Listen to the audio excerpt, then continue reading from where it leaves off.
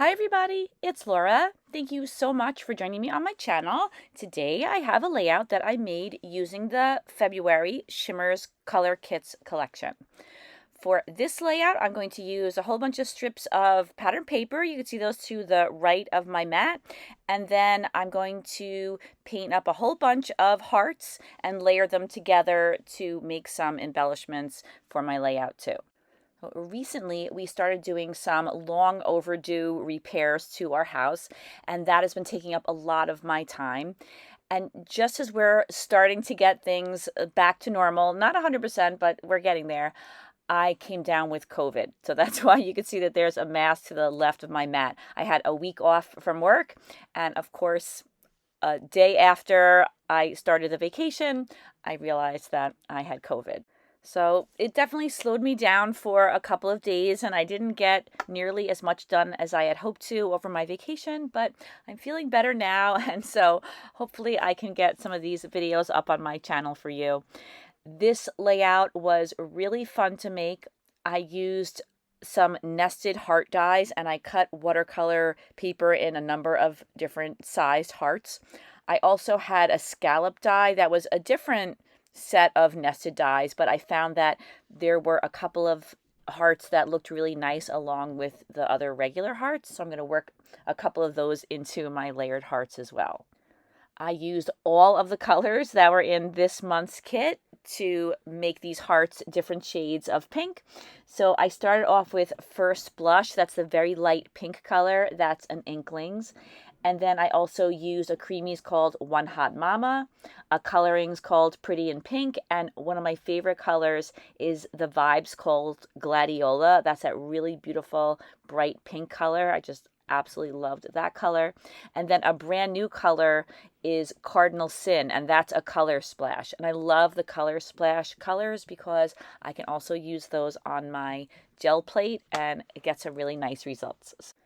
And my thought process here was that I wanted to vary the lighter shades of pink and the darker shades of pink. So I started off with the two lighter shades, which are First Blush and Pretty in Pink. And then I used the darker shades like One Hot Mama, Gladiola, and Cardinal Sin for the darker hearts. I also used one other color. It's a Shimmerz called Buddy's Favorite Color. That's more of a red, although there's still a little bit of a pink look to that color. And I used that to make some of the hearts a little bit darker. I wanted there to be a lot of contrast between the lightest hearts and the darkest hearts to make the layered hearts look a little bit more interesting. So I have all of my hearts painted, and now I'm making a mat for my photo. And this is something that I find so handy because the paints are matched so nicely to the pattern papers. Anytime I need to make a little mat for something, I can always just use a piece of watercolor paper and a few coats of the paint and make it match my layout. Look how beautiful my water is when I am done painting. It's the most gorgeous shade of pink. So now I have all of my hearts painted and I have the layers planned out. I wanted to ink the edges of them, so I decided that I was going to use some Distress Oxides. I used Victorian Velvet for the lighter colored hearts, and then Candied Apple for the more reddish looking hearts, and Picked Raspberry for the brighter pink hearts. And then once I was finished inking the edges of all of my hearts, I began layering them together. And I was really happy with the way that they looked. I just loved seeing all the different colors of pink stacked on top of each other. And now I'm using some gel glue to attach the layers together. I cut out 5 scalloped hearts thinking that all 5 of the stacked hearts I was going to use would have a scalloped heart behind them. But then I decided that that might be too many, and I liked the way it looked that only 2 of the hearts had the scalloped edge. Now I have my hearts completed, and I'm ready to move on to my strips of paper. I cut a whole bunch of strips of paper from the pattern papers that were in the kit. I have some really thin strips that are little dots. Those are left over from another project. And then all of the strips that I cut out just for this layout measure somewhere between 1/2 inch and 3/4 of an inch. I'm using some Distress Oxide in Victorian Velvet to ink the edges. I only ink the long edges. I don't ink the short ones because I know that I'm going to be trimming the ends of these strips of paper because they measure 12 inches long and I wanted them to be a little bit shorter. I love to use strips of pattern paper on my layouts, and I've used them in many different ways over the years. And one thing that I've learned that works for me is to attach them down to a separate piece of cardstock and not to the background piece of paper for a couple of reasons. First of all, I like to be able to move them around. That way I have just one unit that I can position anywhere I want on a background paper. And then I also find that it's a little easier for me to make sure that they're straight if I put them on a piece of cardstock and draw some straight lines, and those lines help to guide me and they will show me if I'm going awry with the straightness of the strips of paper. And whenever I've forgotten to draw those lines, I always end up messing up. So I try to remember to use them every time now. So now I'm going to trim my strips of paper down a little bit. I'm not really sure exactly how I want them to look, but I do know that I want to make them all slightly different lengths so that they'll look a little bit interesting. And then as I was cutting all of the strips a little bit shorter, I was thinking maybe it would look nice to cut a fishtail in some of them. So I ended up cutting a fishtail in all of the pieces that have the pink stars on them. And I liked the way that looked. I never did that before that I can recall, and I think it added a nice little touch to the strips of paper. As I was cutting down the strips of paper, I was thinking that I wanted to have just kind of a general trend of having the top pieces a little bit shorter and the middle pieces a little bit longer, and then again the bottom pieces a little bit shorter. I continued cutting till I got down to the bottom of the right side, and then I brought my picture in. I have a photo of both of my daughters. I mounted it on some white cardstock. I have that mat that I made earlier, and then I also have another piece of black paper that I'm putting behind the mat just to make sure that the photo stands out. And then I'm bringing those hearts in. I just wanted to see how everything was going to fit together on the layout. I didn't want to cut the strips too short on the left and then everything wouldn't fit. So now I have everything cut to size. I cut the strips on the left the same way I cut the strips on the right, kind of a mirror image. And now I'm using some of the Distress Oxide to ink the edges of the strips of paper. And I was surprised that I didn't have to spend too much time readjusting all the strips of paper. Normally, I feel like I have to go back so many times and make some slight little adjustments to them, but this one came together pretty quickly for some reason. I got lucky. So now I'm attaching the whole big unit down to this piece of black cardstock. I love the contrast between the pinks and the reds and the black. I'm using my T-square just to make sure that it's nice and straight. And those little tiny strips, those thin dotted strips, those kept popping up, so I had to attach them down a few times. I think because they were so thin, I just didn't have enough adhesive on the back of them. So now I'm going to attach down all of those layers. I have my photo, which is attached down to the white border. I layer that on top of the red mat that I made earlier. I'm inking the edges just so you don't see the white sides. And then I'm attaching that layer down to a piece of black cardstock. I definitely think I needed a little bit of black around the photo just to make it stand out a little bit more. Then I put all of my layered hearts right underneath my photo, and they were very dimensional. There was a lot of sparkle in them from all of the paints, and I was really happy with the way that those hearts turned out, and I love the way they match with the background papers so well. So at first I put my photo a little bit higher on the page. You're going to see later on in the layout I move it down a little bit. It just seemed to me like it was a little bit too close to the top of the page. And I decided that I wanted to add a little bit of foam. I'm using some self-adhesive fun foam here to two of the hearts. Even though there's already a little bit of dimension with the hearts, I thought it would look nice to have two of them popping up a little bit more than the other three. So I added some foam to them, and then I felt that it was time to start attaching them down to the background.